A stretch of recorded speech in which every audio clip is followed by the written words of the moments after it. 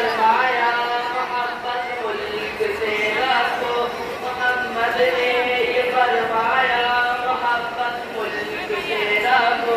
असद नफरत शहादत को हमेशा दूर ही रखो, फिदा कर दो तुम अपनी जान वतन को कर जरूरत हो, लुटा दो घर कटा दो सर वतन को कर जरूरत हो, तभी तो हर मुसलमान